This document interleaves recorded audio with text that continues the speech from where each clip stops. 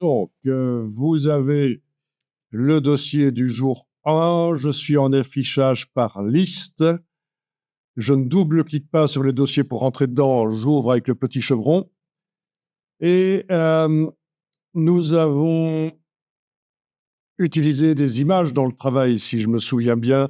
Alors, si je sélectionne le fichier, là, sans double-cliquer sur lui, et que je fais barre d'espacement, on voit une prévisualisation. Et comme il y a plusieurs plans de travail dans le fichier Illustrator, je peux voyager d'un plan de travail à l'autre. Voilà, voilà. Ah oui, si je peux scroller, parce qu'en fait, voilà, ils sont l'un au-dessus de l'autre.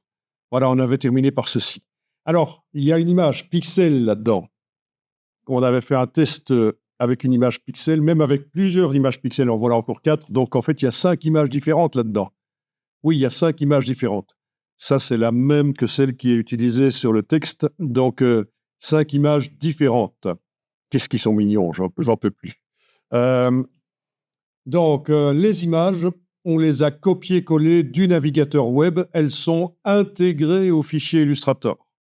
C'est pour ça que la taille du fichier, je ne sais pas si vous avez la colonne sur les tailles, sinon vous faites sur la liste là au-dessus un clic droit et vous demandez d'afficher la taille.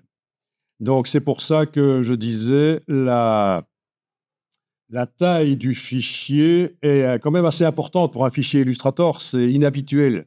En général, ça fait moins de 1 mégaoctet, et là, on est à 66 mégaoctets. Vous, c'est différent, hein. Voilà.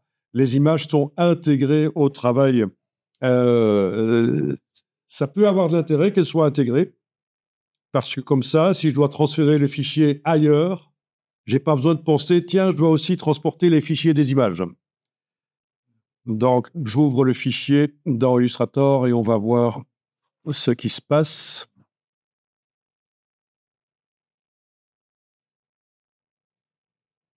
OK. Ah.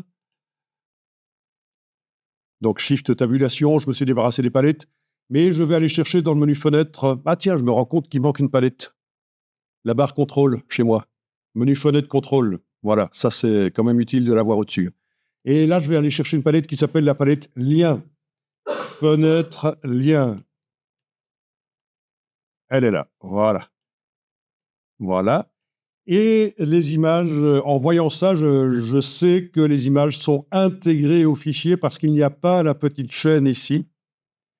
Et autre raison qui me montre qu'elles sont intégrées au fichier, c'est que si je vais dans le menu, après en avoir sélectionné une, c'est qu'il me propose d'annuler l'incorporation. Ça veut dire qu'elle est incorporée. Voilà. Donc, un peu plus loin, aujourd'hui, on fera une image qui n'est pas incorporée. Ce sera une image qui est liée. Ce sera une ressource externe au fichier. Vous verrez l'intérêt. Je peux déjà vous dire que l'intérêt, ce sera qu'on pourra la modifier dans Photoshop et que la modification va se répercuter automatiquement dans Illustrator. Donc, ce sera une image qui pourra être modifiée par Photoshop. Ça veut dire que le travail Illustrator sera partiellement fait aussi dans Photoshop. Bien, on va faire un travail de masquage sur une des 3 générations qui ont été faites. Donc, vous allez choisir laquelle. Et en fait, on va le faire sur le côté. Là, vous allez déplacer avec la flèche noire, pour manipuler l'entièreté, pas seulement certaines des parties. Vous allez déplacer ça, une copie, en fait. Ou oui, ce serait peut-être intéressant de la transférer dans un nouveau document, en fait. Ça pourrait être intéressant de transférer ça dans un nouveau document. Mais en fait, je vais vous faire télécharger un document spécial qui possède déjà à l'intérieur quelque chose de particulier.